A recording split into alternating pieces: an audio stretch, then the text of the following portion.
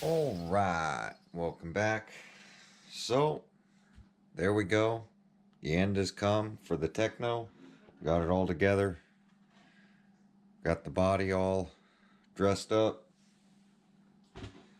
And we've got some electronics in it. So, I didn't record installing the electronics because there was a lot of custom fabrication I had to do with what I wanted to do. I had to solder on the motor wires to the motor and to the ESC, and this was a used Mamba Monster 2, so I had to take off the cat pack from it, and then I wired in a Game Changer regulator, and then put Game Changer fans with Game Changer carbon fiber covers for it, and these are his new low profile fans. And then I got a Tekno pinion for it and got the mesh set on that, if I can get to it. And then I heated up the antenna tube and made it loop around. These body mounts are really like flimsy, so I lowered it as much as I could in the rear. The front, I could probably lower it more, but I think I'm going to run it this way. I might end up slamming it down, and if I do, I'll have to cut the front bumper some more, because I did cut it to notch it to go around the front bumper. And then this paint is a 3-step paint that changes color. So if you saw the color, it's blending from silver into white as the sun hits it throughout the body. I used a silver metal flake and a purple see-through paint, and then I shot silver over the purple, and then I shot a solid white over that. So between the two see-through colors, when you shoot a solid color, that'll bleed through when the sun hits it. So I did do that. And then we got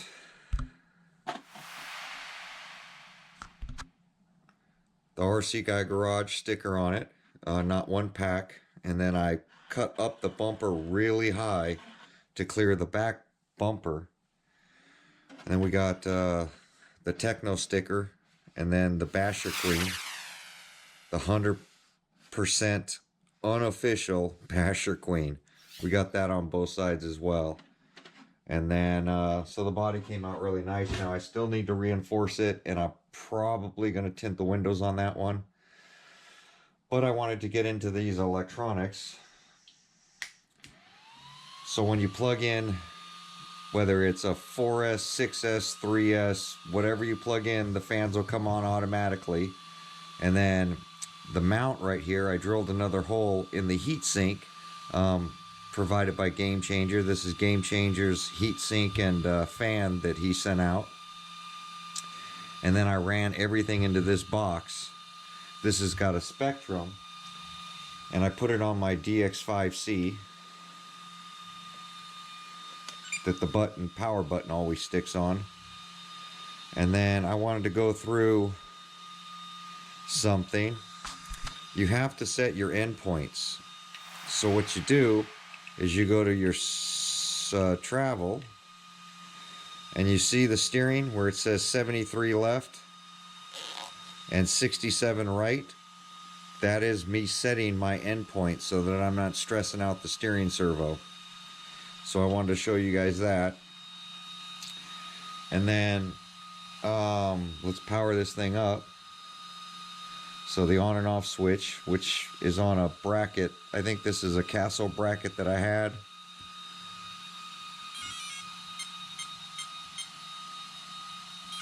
You hear the 4 beeps, and then this steering servo is super fast. And then I've got the trigger set.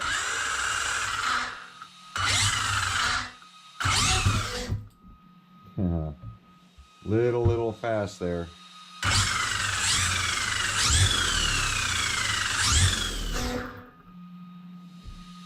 And I ended up putting a 23 tooth pinion on it. And this is a dead pack. This is in storage charge, so it's not fully charged yet. And then let's see, let's get the body mount set back on. So I have the body to where it's pretty easy to set on, as you see. And then let me get the body clips off of here. Then in the back of this thing, I've got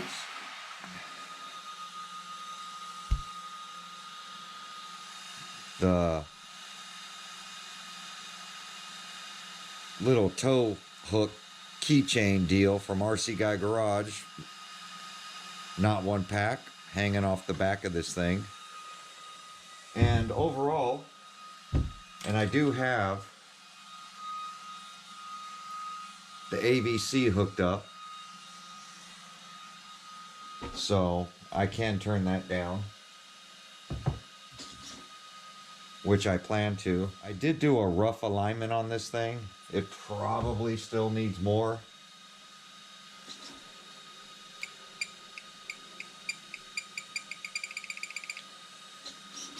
I'm gonna run it tomorrow and see where we're at. But I cambered it in all the way around. I've lowered the RC down. It is jacked up in the back. I can't go any farther in the back. But the reason I cut this out is I'm hoping that rear impacts aren't going to kill the body. I might end up having to cut the whole thing out just to open that up. But there it sits. Now another thing Deontay was saying is change out the servo horn. So I do have this hot racing one. I might stick in there if it meets up, which it should. I have the plastic one in there now, right here. But as you see, it could drop down. The bolt comes in from the bottom, and it's really a low profile steering horn. So I've got all that set. I got the shock set in the rear, and I got the shock set in the front. And as you see, it's planet with the way I got it. No hop to it at all. So that's definitely a plus when it comes to the RC. So tomorrow will be the first run of it, which will be the last video. I do have a T-Bone Racing wheelie bar coming for it. And he said to change out the front bumper as well with the T-Bone Racing. And I'm probably going to put a tower-to-tower brace in this thing if I can find one. And then I have the Forest backflips coming for it, which is going to make it sit up a little higher. I've pretty much leveled the control arms. The back, I got a little rake to it with the droop screws. As you see, they're set pretty good. So let's get a little walk around of this thing and let me know what you guys think. Running video should come right after this video, and so far the build's all done. Everything's automatic. I don't have to worry about plugging in the fans or hooking to a balance port or any of that, because it's all run off the regulator. So any battery I use, the fans are just going to work and I don't have to deal with it. And that's something I truly like with Game Changers. They are a little expensive, but for me, not having to worry about it, it's definitely the way to go. So let's do a little walk around of this thing and see what we're working with.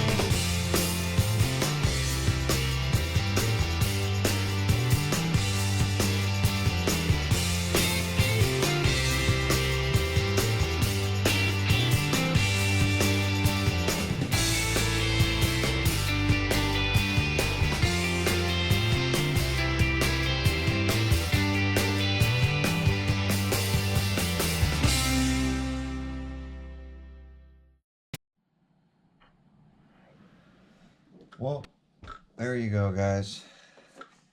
Nice and plush.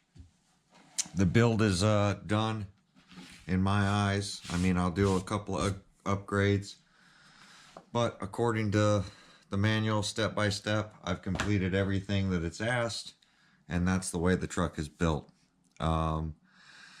From the shock covers to the green slime we used into the shock. Now, I did change the shock oil a little bit just because I know I was going to be sending it. So I thickened up the shock oil to 60K for California. Our weather gets pretty hot. And I definitely wanted to run some thicker fluid. But other than that, it's built exactly like the instruction said. So we're going to go out. We're going to do some light runs with it tomorrow. I'm going to reinforce the body, let that dry, and hopefully when the T-bone wheelie bar comes in and the front bumper comes in, and if I can find a tower-to-tower brace, then we'll go ahead and send this thing off some pretty big jumps and see what happens. That's why I do solid color on the body. No sense spending all the time doing flames or any of that. I just trim it out and shoot it a solid color. Now, it does take me some time, but nothing like if I was doing a custom two-tone, three-tone paint job, something like that. This color shifting is something that easy for me to do, and I can replicate it if need be. But there we go, guys. Like, comment, subscribe. Thanks for watching this build. One more video to the series, and we'll get out there and see how it does. Thanks for watching, and appreciate everybody's support. See you guys on the next video.